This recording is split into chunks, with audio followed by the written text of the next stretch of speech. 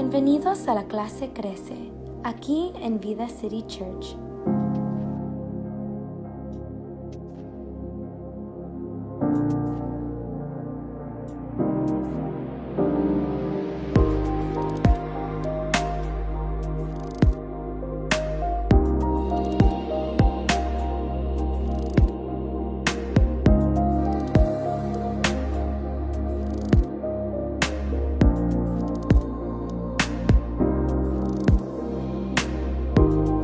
Bienvenidos a la clase Crece, aquí en Vida City Church.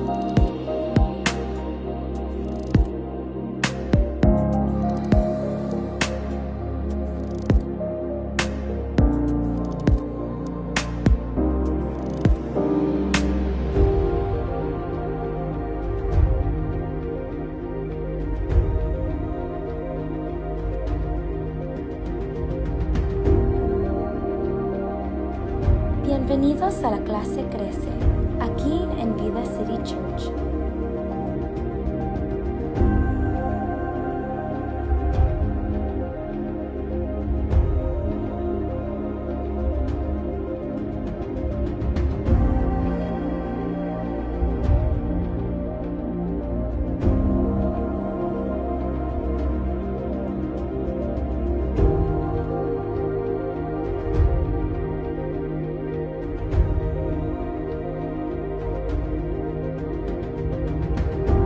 Bienvenidos a la clase Crece, aquí en Vida City Church.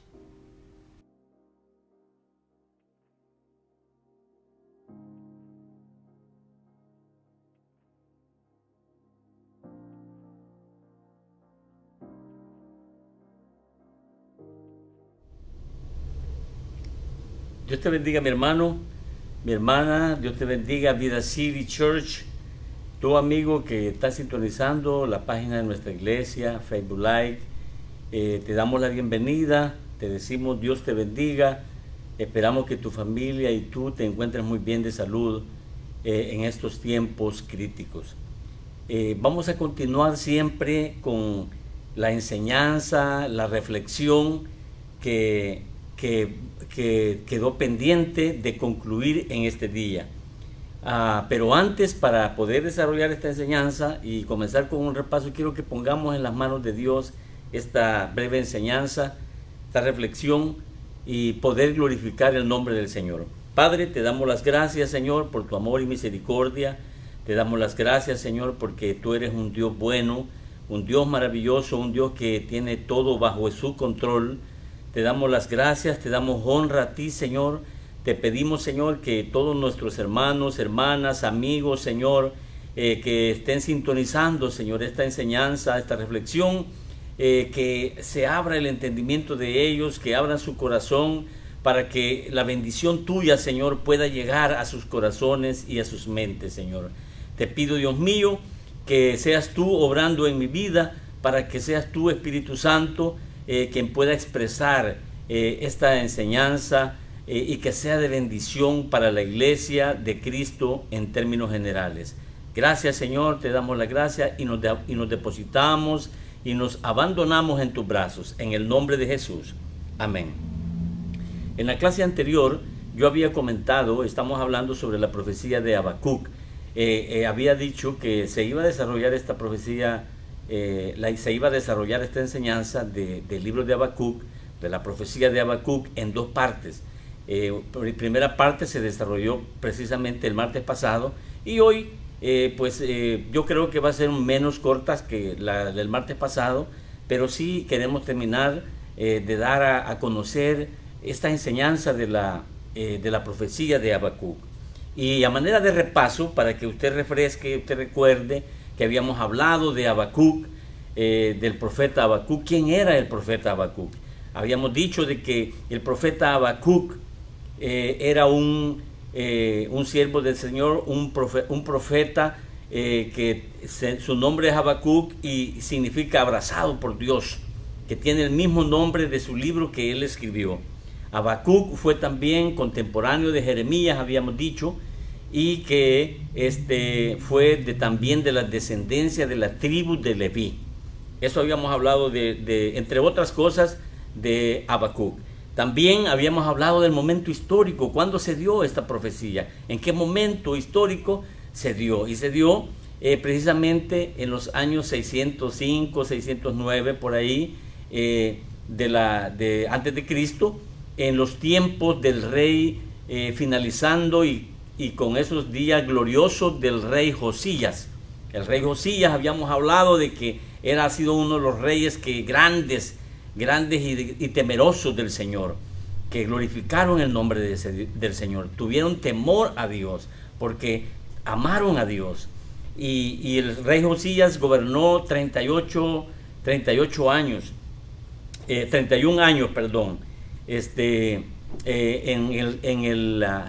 la ciudad de Judá. También habíamos hablado de que su hijo, Joacim, su hijo, el rey Joacim, hijo del rey Josías, fue el que le prosiguió, el que tomó el reinado, y luego el rey Joaquín, que fueron precisamente estos últimos dos que volvieron de nuevo a desobedecer a todos los mandatos del Señor. El rey Josías había estado llevando por más de 30 años todo el pueblo de Judá y Jerusalén por un temor hacia Dios, por una adoración hacia Dios. Pero sus hijos, desafortunadamente, el rey Joacim y el rey Joaquín, ellos volvieron a ser reyes que condujeron al pueblo de Judá a ser idólatras, a descarriarlos al pueblo. Y fue precisamente en ese momento cuando se dio y que surgió esta profecía de Habacuc, cuando el profeta Habacuc se quejó con Dios, diciéndole que todas las cosas que miraba a su alrededor, por toda tanta abominación, idolatría que había en el pueblo después de que había presenciado gloriosos días con el rey Josías. Entonces él se exclamaba ante Dios sobre eso que él estaba viendo. Por eso dice en Habacuc capítulo 1, versículo 1, dice, dice la profecía que vio el profeta Habacuc, dice: ¿hasta cuándo, oh Jehová, clamaré y no oirás? Y daré voces a ti a causa de la violencia y no salvarás. Fue una queja que estaba expresando el profeta Habacuc. Así como esa, había otra queja de la que se tuvo que hablar. Estuvimos hablando de la otra queja cuando Dios le respondió. Primero Dios le respondió, le dijo que él levantaría a los caldeos, ¿verdad?, para poder juzgar a su pueblo, y después juzgaría también a esos pueblos malvados. Y luego vino la otra queja de Habacuc, cuando él se pronunció y dijo que ¿no eres tú desde el principio, oh Jehová, Dios mío, santo mío? No moriremos, oh Jehová, para juicio lo pusiste, y tú, oh roca, lo fundaste para castigar. O sea, fue la segunda queja que expresó el profeta Habacuc en vista de que Dios iba a usar a los caldeos, a los enemigos del pueblo de Judá y de Jerusalén, para poder castigar a la misma nación. Así que habíamos hablado de todas esas dos quejas, habíamos hablado de Habacuc, del momento histórico y de estas dos quejas, y luego también habíamos hecho una reflexión final de Judá y Jerusalén, que habíamos expresado que Judá y Jerusalén habían sido descarriados y el pueblo de Dios desobedecía sus leyes. La sociedad entera se había entregado al amor propio y al materialismo. Fue una generación en la cual el incremento de la sensibilidad provocó categorizar al pueblo de Judá con la ciudad de Sodoma y Gomorra. La religión se había convertido en nada más que un ritual, algo que debía ser seguido sin ningún poder espiritual. Cosas que habíamos comparado y habíamos hablado también en estos tiempos, ¿verdad? Cómo las naciones de todo el mundo, es cierto, por la civilización y evoluciones que han surgido en el mundo, también la misma gente se ha alejado, se ha enfriado, aún los que han conocido del Señor. Y ya no digamos personas que no han conocido al Señor, por supuesto, miran la religión como un ritual, miran eso como que no tienen tiempo para ello, no tienen tiempo para Dios. Son tiempos que nosotros los podemos comparar en estos días, en los días actuales. Esas épocas que surgieron en donde hubo esa profecía, y así también Dios ha usado a grandes profetas como Jeremías, Isaías, Ezequiel, en donde que vamos a conocerlos aquí en el transcurso de esta serie de reflexiones que maestros van a traer y que van a estar titulados bajo la preparación para un encuentro con Dios. Así le hemos titulado. Entonces hemos hecho ese repaso y hemos hablado de todo eso para poder ponernos al día. Ahora, en este día, en este momento, yo voy a continuar con el desarrollo de esta profecía, de lo cual solamente vamos a hablar de lo que es los ayes que están escritos en la palabra en Habacuc capítulo 2, y esos son los que vamos a ver, unos ayes, 5 ayes, de los cuales son precisamente el castigo, los ayes que significan, y ahorita vamos a dar a conocer lo que son los ayes. Y dice que primero vamos a definir el significado de lo que es un ay. Según el diccionario, Larouche dice que expresa generalmente una aflicción, un dolor o sorpresa. En otro sentido expresa pena, temor, conmiseración o amenaza.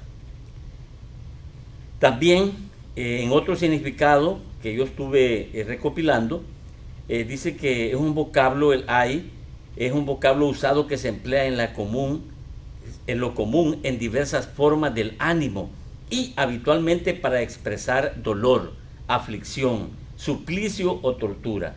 Expresión que va de la partícula de y de un pronombre y sustantivo que puede denotar conmiseración, pena, amenaza o dolor, lamento, quejido, expiración y suspiro.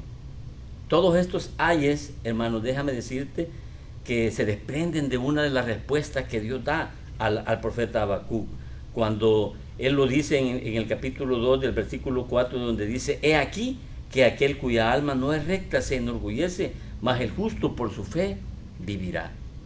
En ese tiempo, como ya hemos dicho de lo que estaba sucediendo, mucha gente que estaba haciendo caso omiso de la ley. Hay una consecuencia siempre, hay una consecuencia, y que surgió un castigo en esa época y surgió después, en el transcurso de los años también, porque a pesar de que Dios usó a los caldeos, al pueblo de Babilonia, que era un imperio sobre su mismo pueblo, también hubo castigo para el pueblo de Judá, pero también hubo castigo para todas estas ciudades, estas potentes imperios que estaban surgiendo en esa época. Ahora, cuando la vida del ser humano transcurre por el otro camino, un camino que por su propia voluntad se aleja de Dios, Dios le juzgará por ello. No tanto por haber tomado un camino equivocado, sino porque consciente y voluntariamente esa persona ha decidido no dejar espacio ni lugar para Dios en su vida diaria. Lamentablemente, al final de ese camino le esperarán muchos lamentos o ayes, como los que experimentó la nación de Babilonia. Estos ayes precisamente están orientados para las naciones y para la humanidad. Leemos acerca del primer ay en el versículo 6 de este capítulo 2 de Habacuc. Esta nación, la nación de Babilonia, se había apoderado por la fuerza de territorios, personas y objetos que no le pertenecían ni tenían derecho a reclamar. Ejercieron la fuerza brutal, disfrutaron al ejercer la violencia y abusaban de pueblos más débiles porque encontraban placer en la agresión y el abuso. Por ello Dios los juzgaría a ellos, porque ellos se deleitaban en hacer el mal. A ellos les placía hacer eso. El ay número 1 es cuando dice: ay del que multiplicó lo que no era suyo? ¿Hasta cuándo había de acumular sobre sí prenda tras prenda? Eso es el primer ay. Fíjense bien. Y aquí habla sobre el aspecto económico, porque dice, ay del que multiplicó lo que no era suyo. ¿Hasta cuándo había de acumular sobre sí prenda tras prenda? Está hablando de algo como de la avaricia, está hablando del dinero, está hablando que es lo que surgía, es lo que se estaba dando dentro del mismo pueblo de Dios, ¿verdad? Que unos ya se habían olvidado de respetar la ley y de tenerle el temor a Dios. Entonces ellos hacían negociaciones que siempre estaban imponiéndose sobre sus propias ganancias, que ellos estaban haciendo de mercadería, de mercaderes, estaban haciendo toda clase de negociaciones que siempre estaban viendo su propio provecho, su propia ganancia. Nosotros lo podemos compararlo, observarlo con tantas personas que a veces nosotros hemos podido conocer, o por medio de los medios, o por medio de los sistemas, que tantos prestamistas que a veces se aprovechan de otras personas prestando a intereses altos, agencias de préstamos o instituciones de préstamo, etcétera. Hay situaciones como personas naturales, como personas en asociación, que se dan a veces el lujo de poder hacer esta clase de negociaciones y solamente están buscando a veces el propio beneficio para ellos. O sea, hay mucho que comparar con los días de hoy que se da, pero todo es precisamente por el dinero, por el amor al dinero. En 1 de Timoteo, capítulo 6, versículo 10, dice, porque raíz de todos los males es el amor al dinero, el cual codiciando algunos se extraviaron de la fe y fueron traspasados de muchos dolores. Esto lo dice el apóstol Pablo a Timoteo. Fíjense, se imagina cómo está Dios hablando, no solamente en el Antiguo Testamento con esta profecía, en donde se habían descarriado por las mismas circunstancias del dinero, por el amor del dinero. Y en el Nuevo Testamento encontramos esta disposición bíblica que nos viene a hablar a nuestros tiempos. Por eso dije yo en el principio, en la primera parte, el martes anterior, que la palabra es viva y eficaz, tiene su efecto, aunque haya sido por miles de años expuesta e inspirada por Dios, con estos grandes hombres de Dios, tiene esa eficacia, porque esta palabra nos ayuda y nos corrige, nos dirige nuestra vida, ¿verdad? Que nosotros no debemos de tener ese amor al dinero.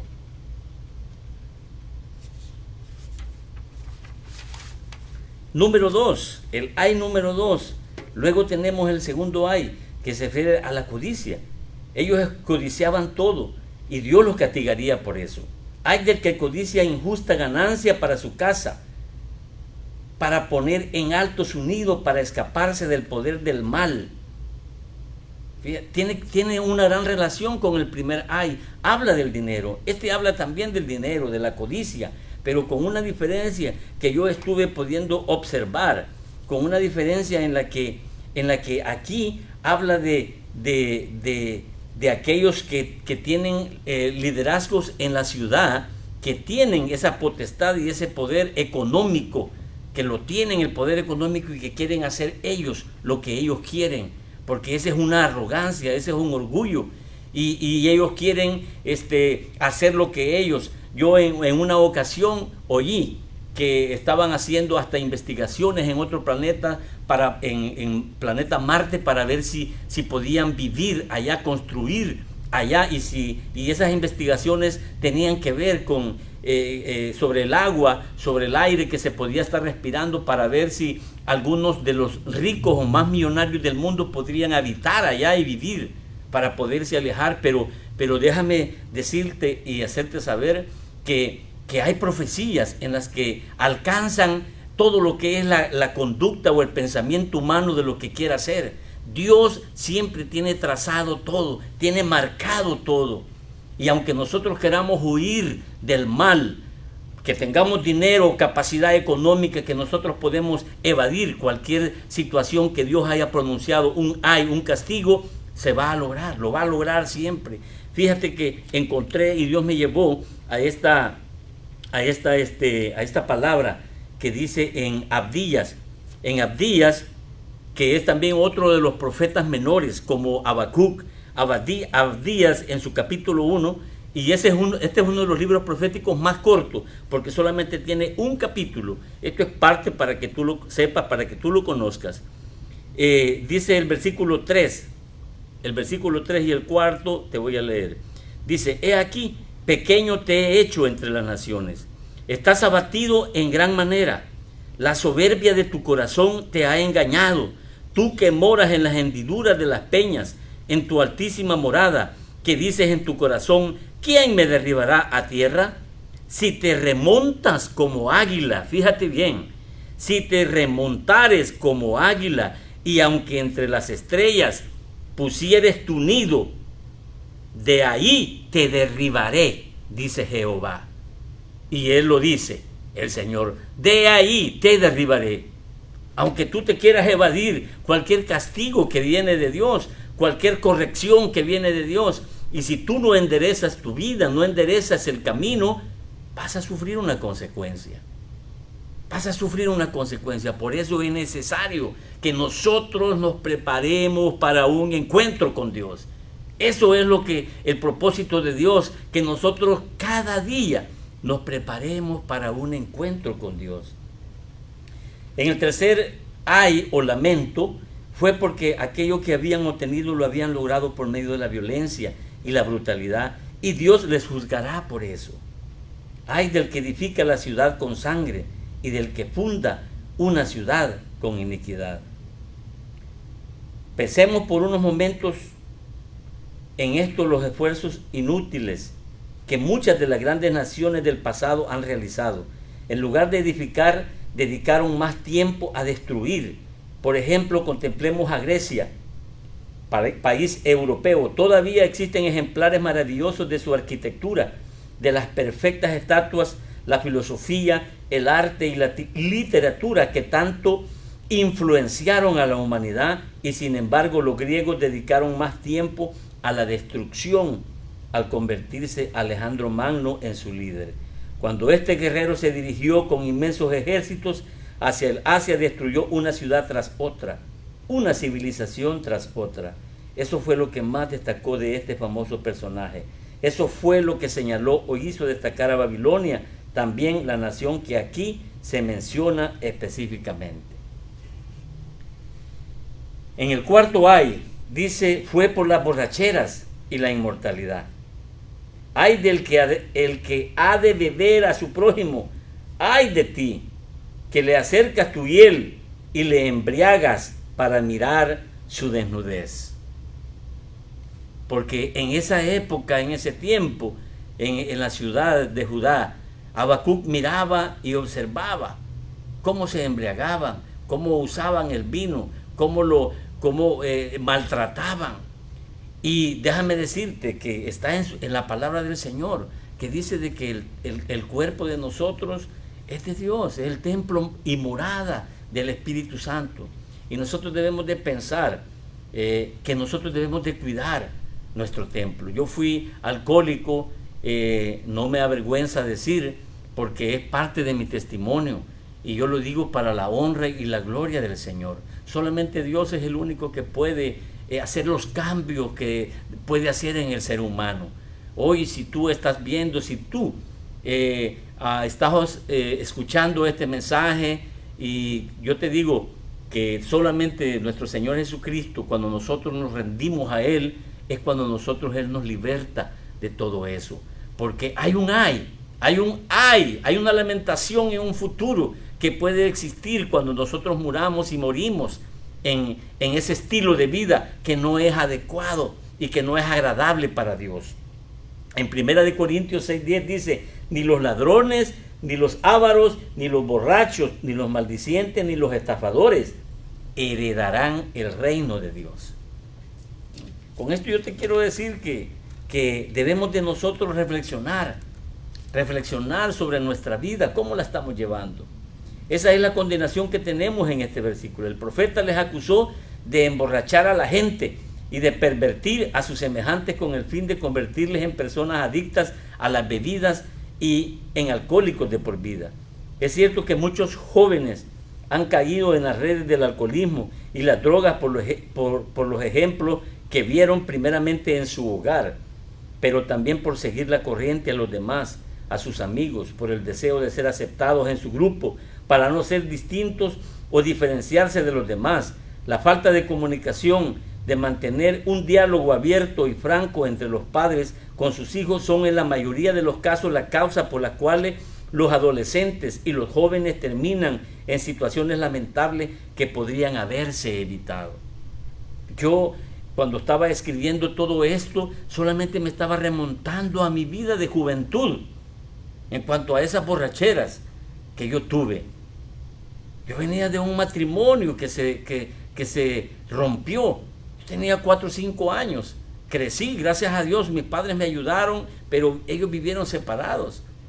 Entonces, a mí de una u otra manera me afectó, porque no había comunicación entre los padres, y es importante la comunicación entre los padres para poder conocer con los hijos, para poder estar juntos. Y desafortunadamente ha habido un matrimonio, un hogar destruido o roto, pero siempre debe de existir la comunicación, siempre debe de existir esa comunicación entre los padres y con los hijos para conocerlos, qué es lo que hacen, para poder estar fiscalizándolos mientras ellos son menores de edad, porque es el momento oportuno que ellos pueden crear o tomar decisiones equivocadas si nosotros no estamos pendientes de nuestros hijos. Por eso es importante que nosotros, es una tarea que como padres tenemos, estar al pendiente de nuestros hijos, de las necesidades, hacernos amigos de nuestros hijos, amigos de nuestras hijas, porque nadie más va a dar el mejor consejo que nosotros como padres. Finalmente, el número 5, ¿de qué sirve la escultura que esculpió el que la hizo? La estatua de fundición que enseña mentira, para que haciendo imágenes mudas confíe al hacedor en su obra. Ay del que dice al palo despiértate y a la piedra muda levántate, ¿podrá él enseñar?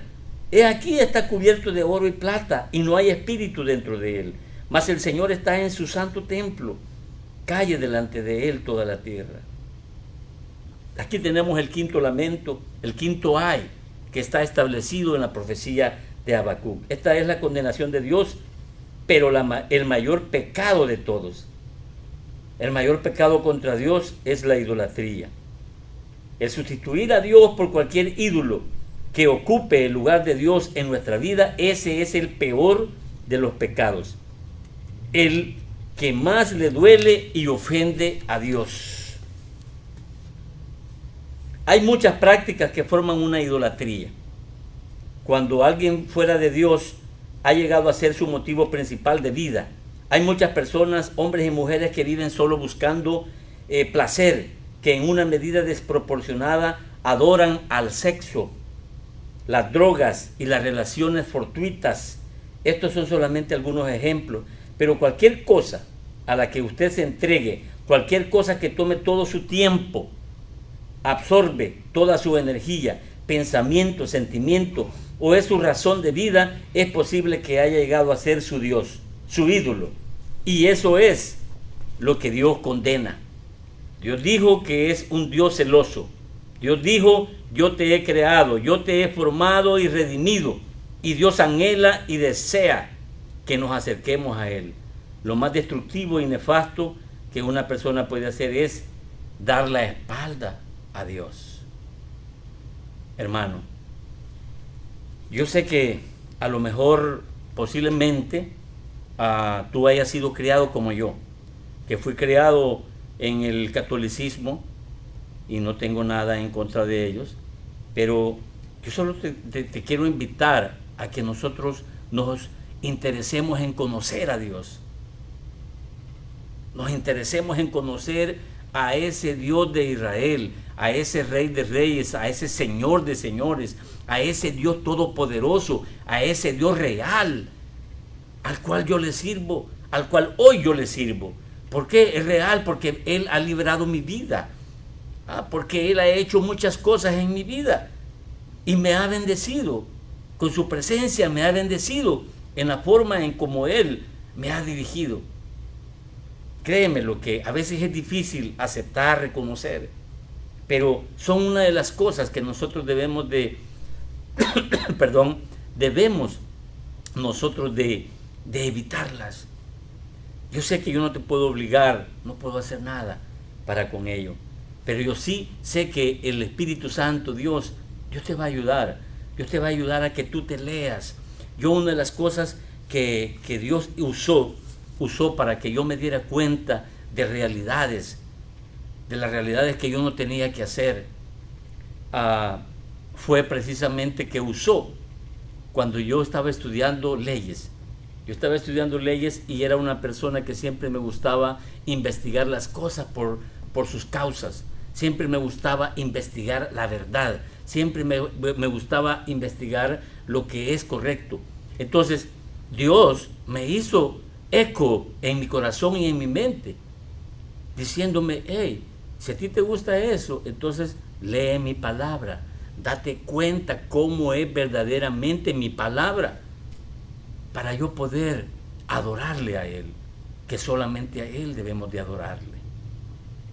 El pueblo de Judá, el pueblo de Israel, se había hecho bien idólatra. Habían hecho muchos ídolos y muchos estatuas y todo eso. Y por eso, de eso habla ese ay, esa lamentación. Porque Dios ya estaba cansado, ya estaba demasiado cansado de decir: hey, esto ya no.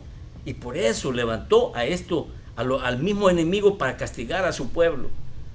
Porque la idolatría son de las cosas que Dios detesta, hermano.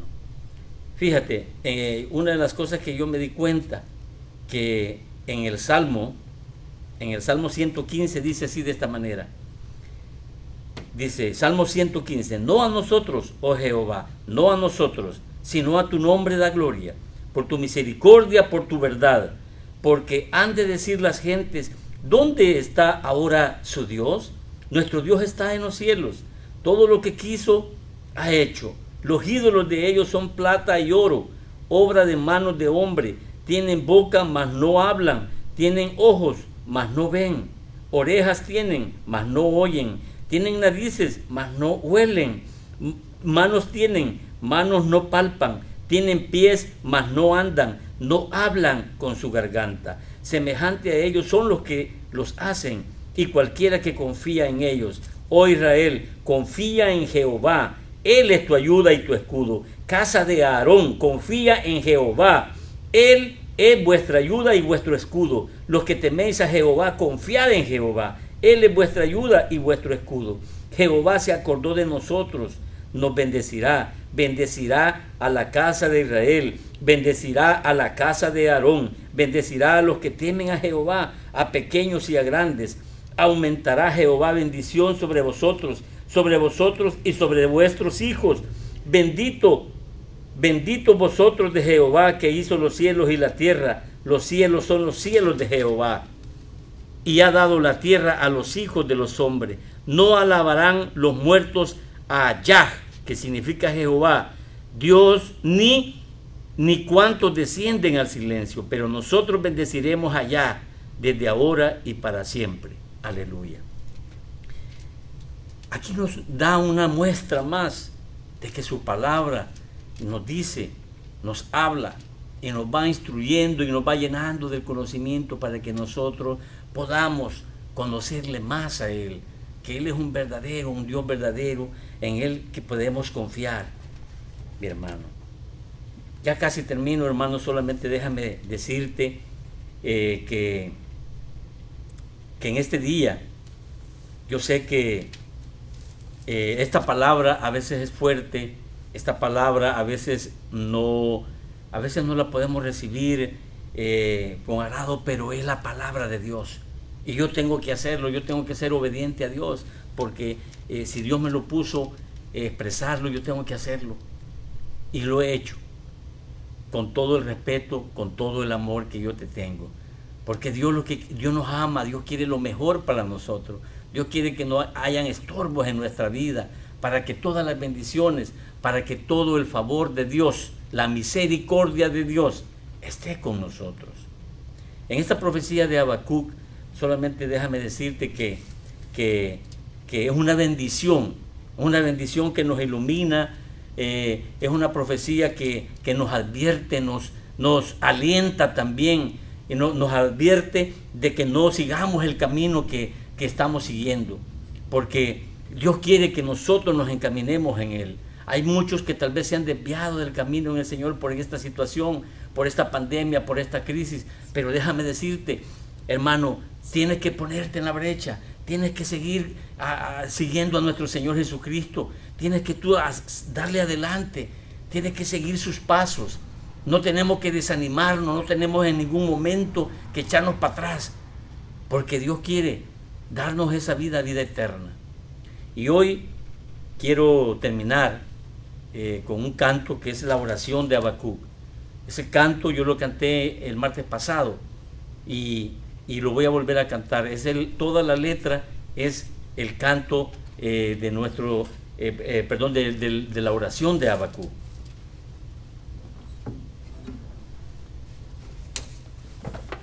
Y dice así de esta manera: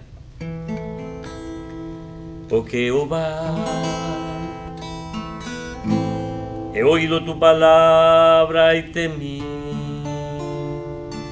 Oh Jehová, aviva tu obra en medio de los tiempos, en medio de los tiempos. Hazla conocer en la ira, acuérdate de la misericordia. Aunque la higuera no florezca, ni en las vides haya fruto, aunque parte el producto del olivo y en los labrados no den mantenimiento, y las ovejas sean quitadas de la macada, y no haya vacas en los corrales. Con todo yo me alegraré en Jehová y me gozaré en el Dios de mi salvación. Oh Jehová, he oído tu palabra y temí. Oh Jehová, aviva tu obra en medio de los tiempos, en medio de los tiempos. Hazla conocer en la ira, acuérdate